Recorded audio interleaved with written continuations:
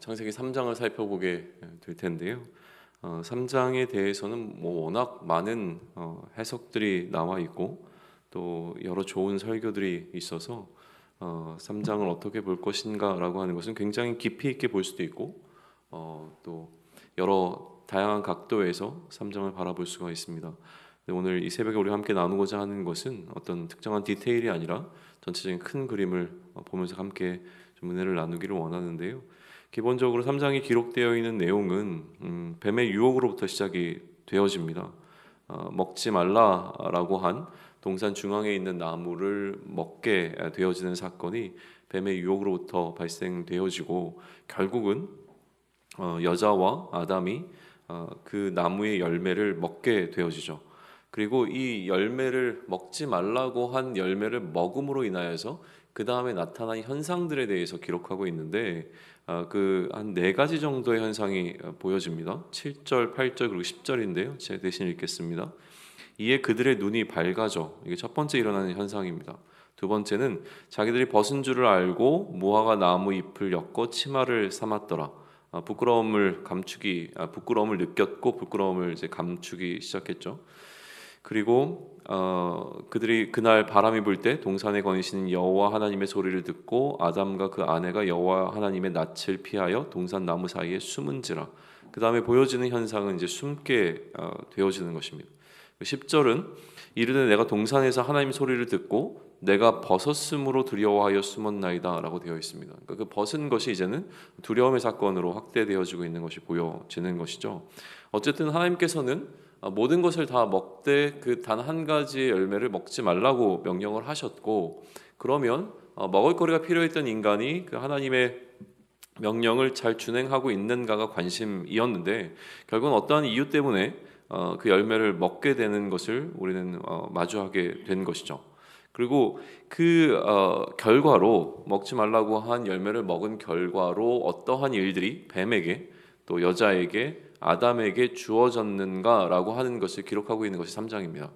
이것을 아주 간략하게 요약한다면 그 결과로 일어난 일은 저주를 받은 것이고 그리고 수고하게 되었다라고 하는 것으로 요약해 볼 수가 있을 것 같습니다. 그 기록이 끝나고 난 이후에 저뿐만이 아니라 많은 사람들이 사랑하는 두 구절이 등장하는데 그게 우리가 함께 읽었던 20절과 21절입니다. 20절은 이렇게 기록합니다. 아담이 그의 아내의 이름을 하와라 불렀으니 그는 모든 산자의 어머니가 됨이더라. 20절이 언제 등장하고 있냐면 하나님께서 뱀과 여자와 그 아담에게 그들이 잘못을 범한 그 결과로 저주를 받고 수고를 하게 될 것이다 라고 한 이야기를 하고 난 바로 그 다음에 아담의 입을 통해서 아담이 한 일을 통해서 그의 아내의 이름이 하와가 되는 사건이 왜 중요한가에 있어서 제가 가장 좋아하는 해석은 무엇이냐면 이게 하나의 아담의 믿음의 고백이었다라고 하는 것입니다.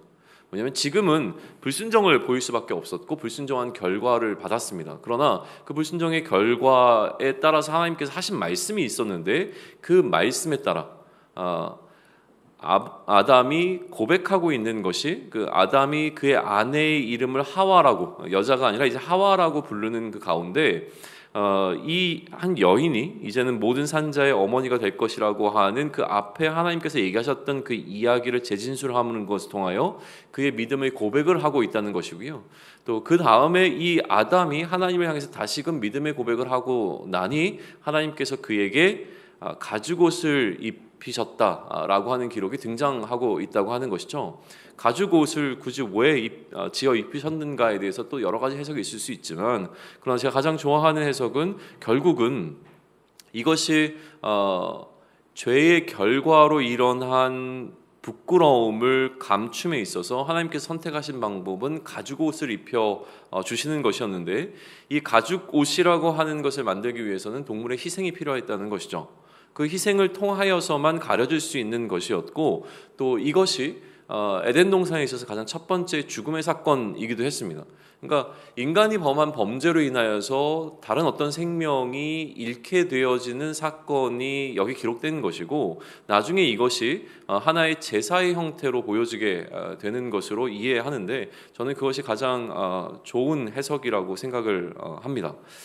그리고 3장의 가장 마지막은 어떻게 맞추고 있냐면 이 인간들이 에덴으로부터 추방당했음에 관한 기록으로 3장을 마치고 있는 것이 3장이 기록하고 있는 이 창조 기사 그 이후에 일어나고 있는 일들에 관한 기록입니다. 그러면 이 3장을 통해서 우리는 어떠한 메시지를 받을 것인가라고 하는 것인데요. 우선 지금 우리가 이미 두 차례에 걸쳐서 창세기를 바라볼 때에 우리가 보고자 하는 강조점이 있었습니다. 그것은 무엇이냐면 인간 창조의 목적이 분명하다는 것이죠. 창세기가 기록하고 있는 인간 창조의 목적은 다스림에 있죠. 그리고 이 다스림을 위해서 특별히 인간은 하나님의 형상대로 지음을 받았다라고 기록하고 있는 겁니다. 하나님께서는 인간으로 하여금 그의 피조 세계를 다스리기를 원하셨고 그 다스림을 위하여 자신들의 형상대로 지으셨다라고 하는 것이죠. 그런데 단순히 형상대로 지음받은 것뿐만이 아니라 하나님께서는 인간을 어떤 존재로 만드셨냐면 먹을거리가 필요한 존재로 만드셨습니다. 먹을거리가 필요하다고 하는 것은 기본적으로 인간은 계속 의존적인 존재로 창조되었다는 것이죠. 하나님께서 먹을 것을 제공해 주지 아니하시면 살 수 없는 존재로 창조되었음을 의미합니다. 그렇다면 이 두 가지를 종합하면 인간은 피조 세계를 통치할 권한을 하나님께로부터 받았지만 그것이 하나님으로부터 전적인 독립을 의미하는 것은 아니었습니다. 하나님을 의지하며 하나님의 형상대로 지음받았기 때문에 하나님 뜻대로 다스려야 하는 것을 의미한다고 해석할 수 있습니다. 그리고 거기에 더 추가해서 선악을 알게 하는 나무의 과실을 먹지 말라라고 하는 명령은 그렇게 하나님의 뜻대로 인간이 피조 세계를 잘 다스리고 있는가라고 하는 것을 평가할 수 있는 그 판단의 기준이 되어진다는 것이죠. 과연 인간이 하나님의 명령을 준행하고 있느냐 준행하지 않느냐를 평가할 수 있는 가장 중요한 기준점이 먹지 말라라고 하는 것을 안 먹는가에 이제 담겨 있다라고 바라볼 수 있습니다. 그리고 3장은 그것에 대한 실패를 기록하고 있는 것이죠. 그럼 이 실패의 기록이 과연 우리에게 주는 메시지가 무엇일까라고 하는 겁니다. 모세가 창세기를 쓰고 있는 그 이유에서 다시 한번 출발해 보면 좋을 것 같습니다. 모세는 이스라엘 백성들이 이제 가나안 땅에 들어가서 그 가나안 땅에 살고 있는 이방 민족들과 혼합되어서 사는 것이 아니라 그들과는 구별된 삶을 살 것을 요구하고 있었던 것이 분명합니다. 그것이 필요했기에 그들의 정체성을 분명히 하기 위해서 그 창세기로부터 5권의 책이 쓰여진 것으로 좀 이해를 해볼 수 있다면, 그러면 마찬가지로 이 창세기가 우리에게 요구하고 있는 것도 그것과 다르지 않다고 생각을 하는 겁니다. 무슨 얘기냐면 그리스도인들에게도 구별이 필요하다는 것이죠. 무엇으로부터의 구별이냐면 이스라엘 백성들이 가나안 땅에 살고 있었던 민족과의 구별과 마찬가지로 그리스도인들은 세상에 살고 있는 사람들과의 구별이 필요하다고 하는 것에 이 창세기의 메시지가 우리에게 다가올 수 있을 것 같습니다. 우리 역시 그리스도로부터 다스림의 권한을 받았습니다. 근데 우리의 다스림이라고 하는 것은 무엇이냐면 우리 스스로를 세상과 구별하는 방식으로 다스려야 한다는 것을 의미합니다. 계속 강조하지만 세상의 통치의 방식은 취함의 그 목적이 있습니다. 그렇다면 우리의 통치의 방식이라고 하는 것은 무엇이냐면 그리스도를 본받아 내어줌의 방식이 되어야 한다는 것이죠. 이 구별, 세상은 취함의 방식을 취하지만 우리는 내어줌의 방식을 선택하는 것을 통해서 이러한 차이와 이러한 구별을 통해서 세상으로 하여금 자신들의 질서를 따르지 않는 우리들을 바라보면서 무언가 이상함을 느끼게 만들어야 한다는 겁니다. 저들은 왜 우리와 같이 우리의 질서를 따라 살지 않지라고 하는 퀘스천 마크를 갖게 한다는 것이죠. 세상이 우리를 궁금하게 만들어야 된다는 이야기입니다. 그렇게 될 때에 그들이 질문하게 되어집니다. 그리고 그들이 질문할 때 이 일을 가능하게 한 힘이 예수 그리스도 그 이름의 능력이라는 사실을 선포하는 것을 통하여 그들 또한 세상으로부터 구별되게 하는 것을 돕는 것이 우리가 하는 역할이라고 하는 것이고 우리가 하는 다스림, 통치라고 하는 것이죠. 다시 정리해 보겠습니다. 그렇다면 우리는 세상과 어떻게 구별될 것인가 라고 하는 문제를 창세기는 우리에게 던져주고 있는데 그 해답이 바로 세상의 질서가 아닌 그리스도의 질서로 살아감을 통하여 우리가 구별되어야 한다는 것입니다. 그리스도의 질서로 살아간다는 것을 우리는 재정의했었는데요. 그것이 취함이 아닌 내어줌이라고 하는 그리스도의 질서로 살아가는 것이 세상과 우리를 구별하는 방식이라고 하는 것이죠. 다시 얘기하면 그리스도의 질서로 살아간다는 것은 그리스도에게 의미 있는 방식으로 살아가는 것을 말합니다. 그리고 이것을 우리는 복음적 가치를 따르는 삶이라고 부르기로 했습니다. 결국 그리스도인의 삶은 세상적인 가치를 따라 사는 것이 아니라 복음적인 가치를 따라 그리스도에게 의미 있는 삶을 사는 것이죠. 오늘 3장이 기록하는 이 실패가 주는 메시지를 이러한 삶을 살고자 하는 우리에게 적용해 보겠습니다. 오늘 본문은 이러한 삶이 실패하는 이유와 그 결과를 명확하게 보여주고 있습니다. 이 다스림, 이 실패했던 이유는 무엇입니까? 세 가지 유혹이 등장하고 있는데요. 첫 번째는 무엇이냐면 그러한 하나님의 형상을 따라 하나님을 의지하는 방식으로 다스려야 하는데 그것을 포기할 외적인 유혹은 반드시 존재한다고 하는 것을 우리에게 알려주고 있습니다. 그게 이제 뱀의 유혹인데요. 어쨌든 분명히 우리가 결단한 마음을 흔들어 놓으려고 하는 외적인 유혹은 존재하고 있는 것이 이 세상임을 우리에게 알려주고 있는 것이죠. 두 번째 유혹은 무엇이냐면 여자가 선악을 알게 하는 나무의 과실을 보았을 때 느꼈던 마음과 같이 내 안에도 이미 그 다스림을 포기하고자 하는 욕망이 존재한다는 것입니다. 어떤 외적인 요인을 떠나서 이미 내 마음 가운데도 그것을 보았을 때 보암직도 하고 먹음직도 하고 뭔가 지혜롭기도 할 만한, 그러니까 굉장히 우리의 욕망을 자극할 만한 어떤 요인들이 있다라고 하는 겁니다. 그렇기 때문에 우리 스스로가 거기에 흔들릴 수 있는 것을 우리는 인정해야 하는 것이죠. 다스림이 실패하는 또 다른 이유는 무엇이냐면 나와 가장 가까운 사람, 내가 의지하는 그 사람이 나에게 권하기 때문임을 알려주고 있습니다. 여자가 남자에게 권했고 아담 역시 그 권함의 수락을 통하여서 동일한 죄를 범하게 되는 것을 우리는 마주하게 되는 것이죠. 이 세 가지 유혹이 오늘을 살아가는 우리들에게도 동일하게 존재한다는 것을 우리는 먼저 인정할 필요가 있습니다. 우리가 그리스도에게 의미 있는 방식으로 살아가겠다고 마음의 결단을 하고 나아갑니다. 그런데 이것을 포기하게 되어지는 우리 앞에 존재하는 어려움들은 이 범주 안에 들어있다고 하는 것이죠. 아까도 얘기했지만 외적인 유혹은 반드시 존재합니다. 왜냐하면 세상 사람들은 다 자기가 추구하는 방식이 옳다고 믿고 가기 때문에 뱀의 확신 가운데 살아갑니다. 뱀은 이야기합니다. 그거 먹어도 결코 죽지 않아. 이게 뱀의 확신이라고 하는 것이죠. 그런데 세상의 모든 사람들은 뱀이 가지고 있었던 것과 마찬가지로 그것이 옳으냐 그르냐의 문제를 떠나서 자신들이 확신하고 있는 방식으로 살아가는 것이고 그 확신을 우리에게 강요합니다. 그렇게 살아가는 것이 맞아. 네가 생각하는 것이 틀렸어라고 이야기할 때 그것이 우리에게는 외적인 유혹으로 다가오게 된다고 하는 것이죠. 나는 그리스도에게 의미 있는 방식으로 살아갈 거야 라고 했을 때 다른 사람들이 이야기합니다. 아니야, 그렇게 살지 않아도 괜찮아. 왜냐하면 내가 그 확신 가운데 살아가고 있기 때문이라고 설명을 하는 것이죠. 또 하나, 내 안에도 사실은 이렇게 사는 것, 그리스도에게 의미 있는 방식으로 살아가는 것에 대한 피로도가 존재합니다. 이렇게 살고 싶지 않은, 다시 얘기하면 세상의 질서대로 살아가고 싶은 욕망이 내 안에 존재한다고 하는 것을 우리는 인정해야 합니다. 그것을 무시하고 감출 수는 없는 것입니다. 더 취하고 싶지? 정말 우리가 더 내어주고 싶은 마음을 갖고 있는 사람이 얼마나 될까라고 하는 겁니다. 우리는 더 취하는 것이 얼마나 나에게 이득이 되어주고 나에게 얼마나 편리를 주고 또 나의 욕망을 채워주는지를 잘 알고 있습니다. 내 안에 존재하는 나는 끊임없이 나에게 질문합니다. 뭐 그렇게 피곤하게 살아? 뭐하러 그렇게 살아? 그냥 적당히 하면 되는 거야. 어느 부분은 세상과 동일하게 사는 것이 그렇게 큰 문제가 될까?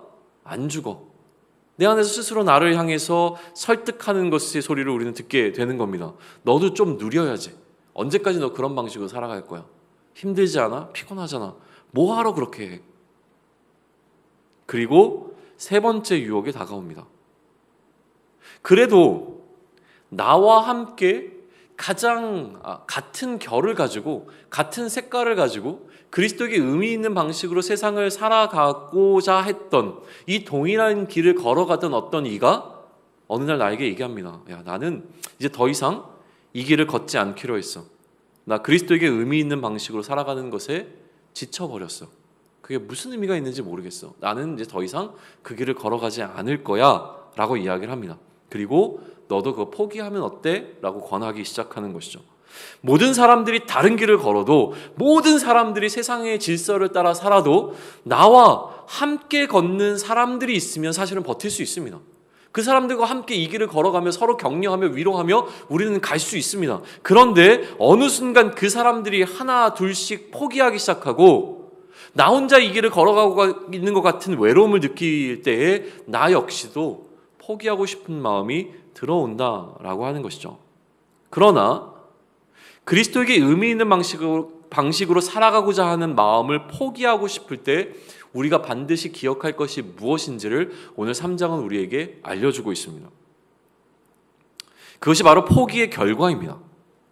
오늘 3장은 죄를 범하는 것은 세상과 구별되는 것이 아니라 오히려 하나님과 구별되는 결과를 만들어낸다라고 하는 것을 보여주는 것으로 끝마치고 있는 것에 우리는 주목해 보아야 합니다.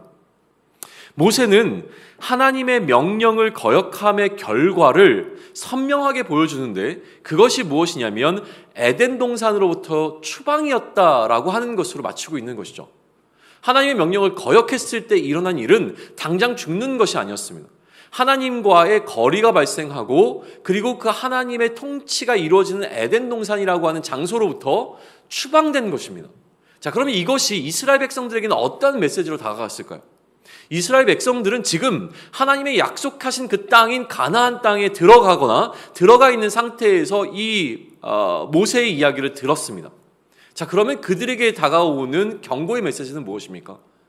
그들에게 주어진 율법이라고 하는 것을 너희들이 준행하지 아니하면 하나님이 너희에게 약속된 이 땅으로부터 너희도 동일하게 추방당할 수 있어라고 하는 메시지가 선명하게 전달될 것이 너무나 분명했을 거라고 하는 것이죠.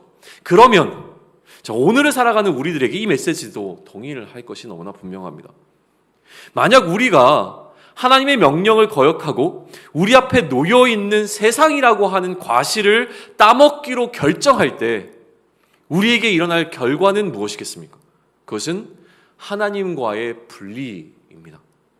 아담이 에덴 동산으로부터 추방당했던 것과 마찬가지로 가나안 땅에 들어갔던 이스라엘 백성이 하나님의 명령을 준행하지 않았을 때 하나님의 관계가 끊어질 것이라고 이야기했던 것과 마찬가지로 이 땅을 살아가는 우리들이 여전히 하나님의 명령을 거역하고 우리 앞에 놓여있는 세상을 쫓기로 결정했을 때에 그때 우리에게 일어나는 결과는 하나님과의 영원한 분리라고 하는 것입니다. 단순히 먹고 싶은 것을 조금 먹는 문제가 아닙니다.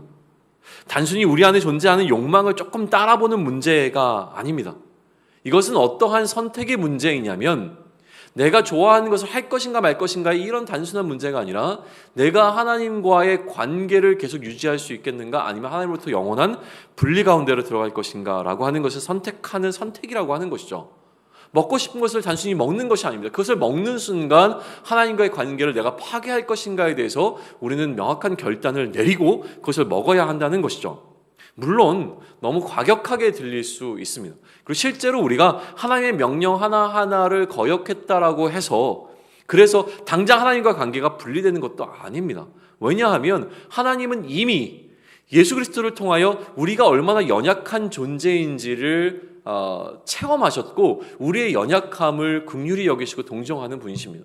그러니 오늘을 살아가다가 우리가 실족하고 실패했다고 해서 당장 우리를 하나님의 관계로부터 에덴 동산으로부터 추방시키시는 것이 아니라 어느 정도 우리를 보호해주고 지켜주시고 우리가 다시 돌아올 수 있는 기회를 끊임없이 베풀어 주시는 것이 하나님입니다. 그러나 그것 때문에 오늘 창세기 3장의 메시지를 우리가 그 방식으로 해석할 수 있는 것은 아닙니다. 그렇기에 저는 이렇게 창세기 3장을 마무리하면 좋겠습니다. 무엇이냐면 오늘 하루 내가 살아가는 이 삶이 하나님 나라에 머무는 삶이어야 된다고 하는 것이죠.